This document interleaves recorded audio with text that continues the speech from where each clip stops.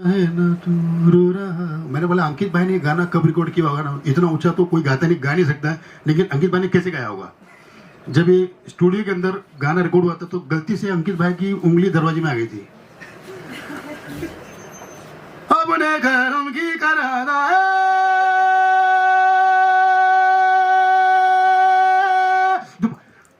जिस निकला बाहर आया, क्या हुआ यारा,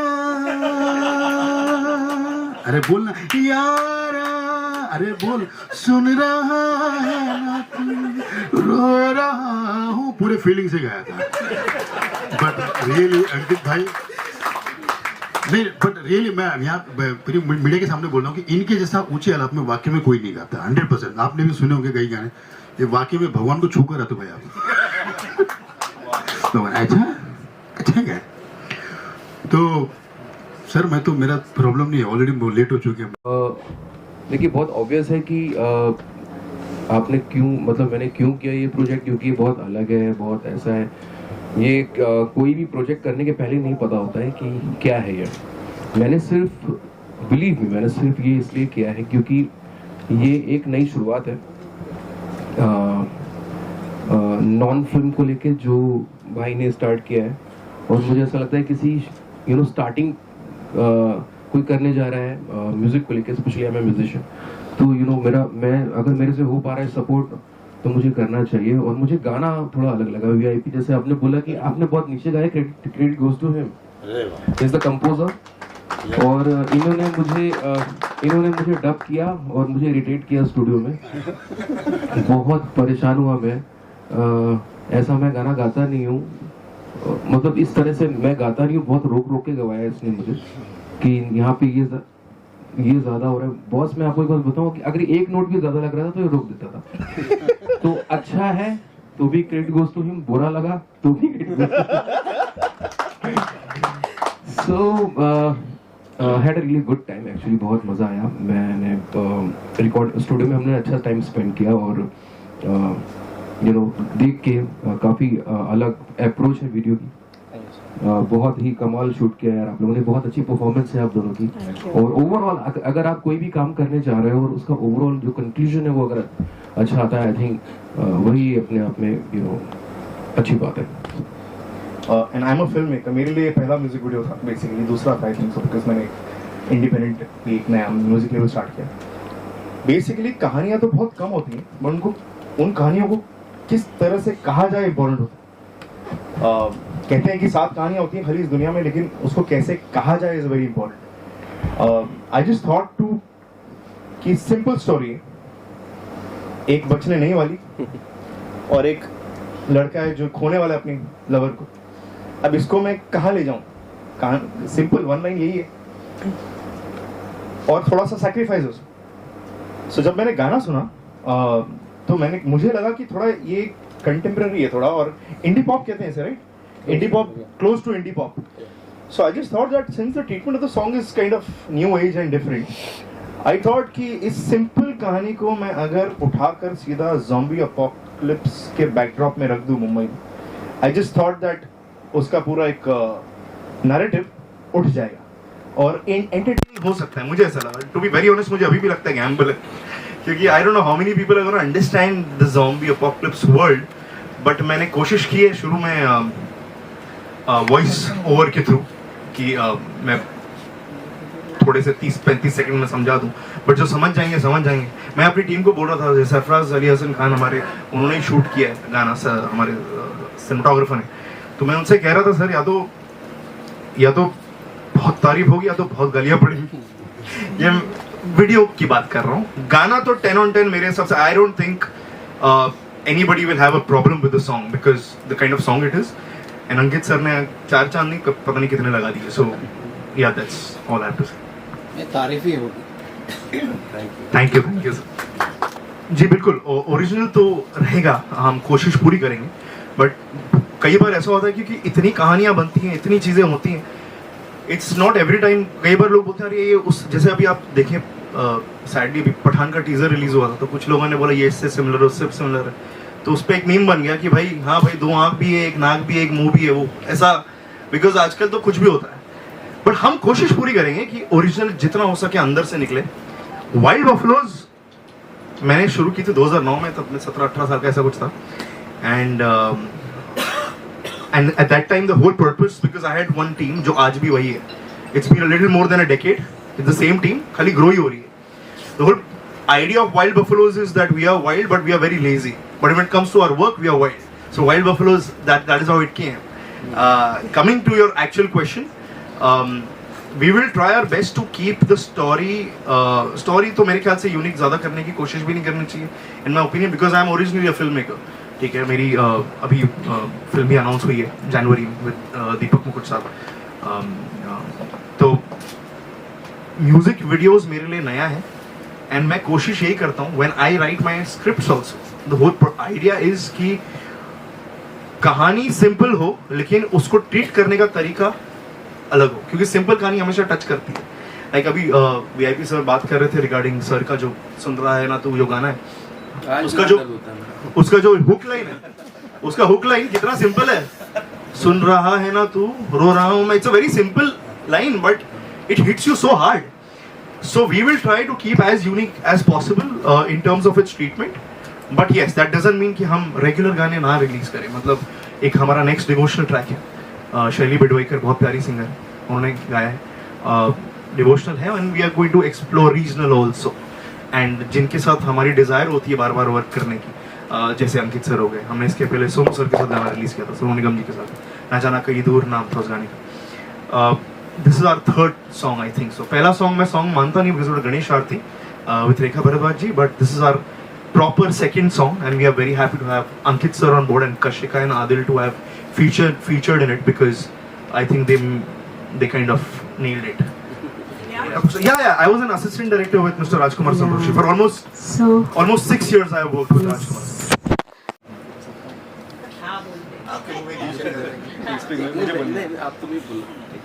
एक्चुअली मैंने पहली बात छुपा ली. एक मैंने गाना इसलिए गाया था इनके लिए क्योंकि ये फिल्म करना है तो उसमें मुझे चांस मिलेगा. तो मैंने सोचा चलो गा देते हैं यार, आगे फायदा है. पता नहीं कौन सी डील करेंगे, लेकिन ये डील मैं सोच रहा था कंफर्म है. अब आगे पता चलेगा क्या होगा. Okay, so ma'am, with Ankit sir, it was normally ना, कहते हैं ना commercial talks are normally dirty talks, कहते हैं कि पहले कर देनी चाहिए. मैं थोड़ा डरा था क्योंकि as a fan I don't know how to initiate, because अभी इतना सीखा नहीं हूँ.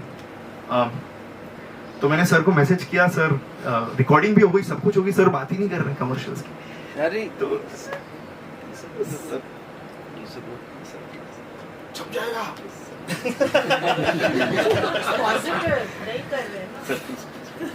आप प्लीज आप रिकॉर्डिंग कर लीजिए. सो हार्टफेल्ट है, मेरे दिल से निकल रहा है, मैं कह रहा हूँ. सो उन्होंने नहीं रिप्लाई किया उस समय. तो 10-15 मिनट बाद रिप्लाई आया, तो उन्होंने बोला कि what are you talking about. So I said sir the गाना जो आपने गाया, it's okay brother, don't worry about that. तो मतलब सर कैन आई कॉल, क्योंकि मुझे समझ में नहीं आया उसका मतलब क्या था, because I didn't expect at all in my wildest dreams also. तो सर ने मुझे फोन किया, बोला देखो दिव्यांश ये नया लेबल है ना. मैंने ये सर इंडिपेंडेंट है ना. मैंने ये कुछ 600 करोड़ की इन्वेस्टमेंट है क्या. मैंने नहीं सर. तो ही वाज लाइक जो तुम मुझे पे करना चाहते हो या करने वाले थे वो प्रमोशन पे लगा देना. I want to help you, I want to grow.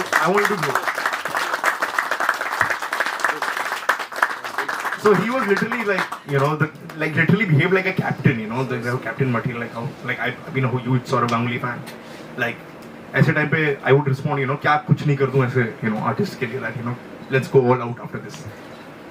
And your original question was actually, ma'am, what the difference, right? Yeah. Ma'am, to be very honest, difference बहुत simple है. मेरा support system बहुत strong है. शुभांकर जादव नाम है उसका. He is a choreographer. Originally. अब editor हो गया है मेरा. मुझे ज़्यादा मेहनत करने की ज़रूरत नहीं पड़ी. मुझे खाली कॉन्सेप्ट पे वर्क करना था, टेक्निकली शूट करना था, लेकिन choreography Shubhankar pulled off. There he is, he pulled off. तो choreography he pulled off. So it was मेरे लिए बहुत ज़्यादा आसान था. कॉन्सेप्ट सोचो, टेक्निकली शूट करो, बट ये संभाल लेगा पूरा. सो सरफराज भाई, शुभांकर एंड मी, हमारा एक ट्रायो है, वो हम लोग थोड़ा कंप्लीट हो जाता है। Thank you. अच्छा, ये बात नहीं हुई हमारी। आई बी शेयरिंग है। नहीं, आई थिंक मुझे ऐसा लगता है कि जैसे मैंने पहली, आपने पूछा था मुझसे सवाल यहाँ पे कि क्यों किया, तो उसका रीज़न ये था कि नॉन इंडिया इंडी पॉप जिसको बोलते हैं, indie pop non film, you know, उस पे आज के टाइम पे जिस तरह से सोशल मीडिया सामने है, हम सबके बड़े बड़े अतरंगी आर्टिस्ट हम सबके सामने आ चुके हैं, और यू नो हम बहुत आसान है पहुंच जाते हैं वो हम सब तक। ज़रूरी नहीं कि आप मुंबई से हो, यू नो, बहुत अलग अलग जगह से आर्टिस्ट पहुंच जाते हैं। तो ऐसे में क्या है कि एक सपोर्ट करना और ज़रूरी है किसी नए म्यूज़िक लेवल को, नए चैनल को, और कि यू नो और पुश हो जाए चीज़ें और आप सब तक पहुँचें। जो प्रोडक्ट है जिस पे यू नो हम सब ने पता नहीं कितनी क्या मेहनत की है, कौन कितना लगा हुआ है, वो आप तक पहुँचे। मेरा जो एंड रिजल्ट, मतलब जो मैं सोचता हूँ कि ये यही होना चाहिए इस तरह से कि भाई आप सब तक पहुँच जाए, आप सब सुन लो उसको। हम सबको यहाँ पे पता है, जितने लोग यहाँ बैठे हैं, कि क्या कुछ नहीं करना पड़ता है कि गाना लोगों तक पहुँच जाए। क्या स्टंट होते हैं, कैसे क्या चीज़ें ये लोग यूज़ करते हैं, कितना तुम बहुत अच्छे समझते हो कितना महंगा है गाना प्रमोट करना आज के टाइम पे। यू नो, एक गाना बना लेना, वीडियो बना लेना सस्ता है कि आप प्रमोशन के लिए कितना बजट निकालते हो, आपकी प्लानिंग क्या है, आपका कितना कमर्शियल है, आप कितना पैसा उसमें लगाने जा रहे हो। एक होता है जो प्लेटफॉर्म पे गाने देते हैं, नहीं डिस्ट्रीब्यूटर, और एक मार्केटिंग की दो अलग अलग चीज़ें हैं। और ये इनमें भी आपका अच्छा खासा इन्वेस्टमेंट है। अब आपकी दूसरी हेडक आती है कि प्लेटफॉर्म भी बहुत है हमारे पास, उसमें लिस्टिंग कहाँ हो रही है, प्लेलिस्ट आपका गाना कहाँ का नजर आ रहा है। तो ये हेडक है, ये बहुत बड़ी हेडक है, क्योंकि अगर जनरेशन की बात करें तो अगर 12-13 से लेकर 20-25 साल तक के लोग गाने सुन रहे हैं, तो क्या वाइट बफेलो का गाना उनकी प्लेलिस्ट में है कि नहीं, वो लोग जो जहाँ सर्च कर रहे हैं, उसके लिए आपको कौन सी टीम चाहिए। तो ये मुझे पता है कि ये बहुत एक जिम्मेदारी वाला काम है, और मैंने एक छोटा सा पार्ट अदा किया है इसमें। पूरी जिम्मेदारी आई थिंक आपके कंधे पे है, और दैट्स इट। वो डिस्ट्रीब्यूशन की जिम्मेदारी जो है वो हमारे साथ हमारे जो डिस्ट्रीब्यूटर्स हैं, ग्लोबल म्यूजिक जंक्शन हैं, उनकी डायरेक्ट टाइप है वार्नर म्यूजिक के साथ। सो दे सी टू इट दैट हमारा गाना हर एक प्लेटफॉर्म पर रहे और प्लेलिस्ट में टॉप 3 टॉप 5। मुझे आदिल के साथ काम करने में बहुत मज़ा आया, and he is an amazing person. I also feel that वो एक चीज़, you know, it's very important have that chemistry, that bond, and I think Adil and I really shared it. वो एक पार्ट था जहाँ पर he gave me a forehead kiss and वो tear drop हो रहा था, and I think that was so filmy and it was really very very emotional, and I think only Adil can carry the rock. I don't think, but it's come out really nice, and we both have worked very very hard on this because both of us love the concept, love the story, and I think our bond and also our chemistry is very very good. Yeah. Hi. I'd just like to add to this, to your question and answer that I think as she says that I made it very easy. For her, it's exactly the same where she being पहले तो नाम में इतना वजन है कशिका कपूर, फिर इतने सारे इनके माशाल्लाह से followers हैं, right? And given this, she's gorgeous, she's beautiful in whatever she wears and looks, and also talented, right? But the most important is that I told Divyansh also the other day is that she's so humble. It's so important to be grounded these days, down to earth, right? And उसके साथ ही she's so supportive. Like I was making a comeback, I was doing this after a while. She does this on an everyday basis. So you know, be it a small thing जैसे you know तुम्हारे बाल सही नहीं है, तुम्हारे गाल के नीचे पसीना है, ये देखो मेकअप किधर है, तो you know calling the दादा very supportive. I think the chemistry came off is because we hit it right in the beginning, where it was more of a friendly thing, and I did not feel I'm working with her for the first time. So she made it very, एक चीज add कर दूं. By the way, Adil he happens to be he has been a child actor for almost 13 years. Oh yes. And he's coming after a huge gap, and he happens to be grandson of the legendary Hasrat Jaipuri Saab, the lyricist. Yeah. So from all the Mera Naam Jokers to Wal Badan Pe Sitare Lapete Hue, we've grown up on your Dadaji songs, man. Thanks to your family. Thank you, so sweet. I hope not that much because it skipped my father. Because he did not do anything in the industry, so it's come to me. So hopefully not that much, but yes, of course, the last name, the surname is attached, and of course there's something that you're coming in, and there should be some sense of responsibility, and you are aware of what you're doing, you're taking the right steps, and yeah, with my family and peers in the industry, I think it should be good. Hoping for that. नहीं ma'am, हम लोग तो एकदम rap वैप में सब शुरू हो गए बचपन से ही. वी डिड नॉट इवन सोचा ही नहीं ऐसे कि we'll write. I don't think you can train how to be a lyricist, or you can I think God's gift is to somebody who can sing well and who can put their emotions on. My Dadaji was a शायर, so उन्होंने हमेशा कहा था that you can never become a शायर. It's a God's gift. So I think good it skipped my father, good it skipped me also. I got the other part of it, and I'm just trying to sharpen my skills and my tools, and let's see, hopefully you like my work. I think ever since I got my senses, I was facing the camera. My first work was when I was 2.5 years old. I was playing Govinda's childhood in this movie called Tu Aankhein Bara. And उस time पे एक page का monologue I was writing. So I think it's just imbibed, it's just built in since then. And then I've just been doing this since a while, and वो कीड़ा तो है, of course, that you want to act. And then obviously she made it so comfortable. It was very easy. Of course, a lot of things put together, it made it very easy. I did not feel that I'm doing this after a while. I felt that we've done something yesterday, we're doing it again. Yeah. Thank you. इसका reaction मैं बताऊं studio का. बाकी नहीं बाकी explain ये करेगा. अभी मैं गा रहा हूँ जैसे कि सॉरी मुझे भी इतना पूरा गाना याद नहीं है. सजन बिन सोए ना ना ना ना बस. क्या हुआ, क्या प्रॉब्लम है सर? वो सजन ही साजन है.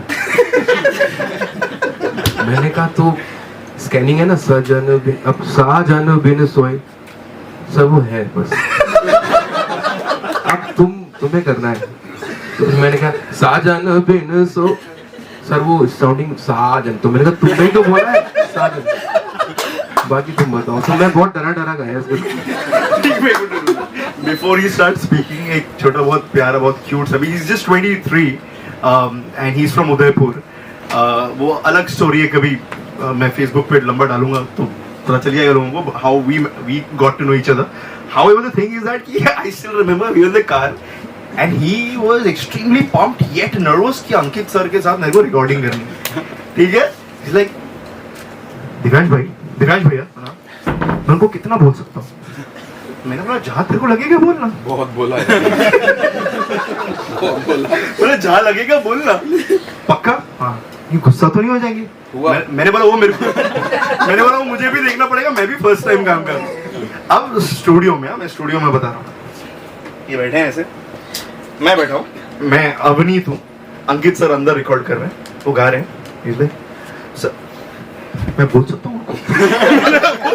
तो जाके बोला उन्होंने सर ऐसा. फिर सेकंड टाइम आया, फिर बोल दूं थोड़ा सा. मैंने तो टेंशन क्यों ले रहा है? तो बोल, he is a professional, he is a celebrated singer, why he will respect it. He did, but yeah, it did go for long. फिर उसके बाद इसने छोड़ा नहीं. But anyway, हाँ तेरे लिए सवाल था. आंसर इनका एक्चुअली है. अभी ओरिजिनल. या सो बड़ा इम्पोर्टेंट सॉन्ग था मेरे लिए. ये मैंने 2 साल पहले लिखा था. कुछ इंसिडेंट हुआ था मेरी लाइफ में मेरी नानी से रिलेटेड, तो मेरे को 2 वे कॉन्वर्सेशन टेक्स्ट सॉन्ग लिखा था मैंने. देन दिव्यांश भाई ने उसको रिकग्नाइज किया और एक प्लेटफॉर्म दिया.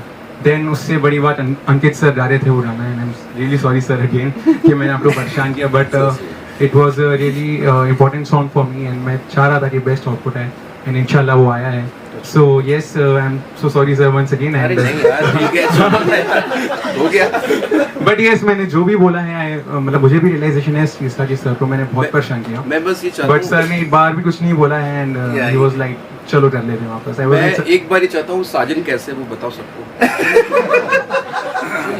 तो सॉन्ग नेम इज साजन. तो जो लाइन है वो है साजन बिन, एक मिनट, सॉन्ग नेम इज साजन और जो लाइन है वो है साजन बिन सोए नहीं साजन सजन दोनों साजन दोनों साजन है. ये मुझे आज पता चल रहा है. तो वो बताना फिर भी सर ने दोनों साइड साजन ही रहा है. बहुत अच्छी बात है. वो थोड़ा सा एक इफेक्ट के साथ बोला था कि साजन बिन सोए नहीं साजन. सो ठीक है, वो थोड़ा सा डिफरेंट टेक था. And after 2 or 3 times we got it. साजन था या साजन? साजन नॉर्मल साजन. साजन अच्छा था. बस मैं ये बोलूँगा, आप लोग सभी जानते हैं कि सभी जितने भी काफ़ी मेहनत की है और आपको मेहनत नज़र भी आ रही है. जितना अच्छा है उससे डबल अच्छा लिखिए, वरना मेरे एक आदमी खड़ा वहाँ पे दरवाजा बंद कर देगा और 2 भूत यहाँ बैठे हुए हैं, 2 ज़ॉम्बी बैठे हुए हैं, 2 ज़ॉम्बी बैठे हुए हैं और एक काटेंगे. फिर घर पे आप लोग ऐसे क्या होंगे?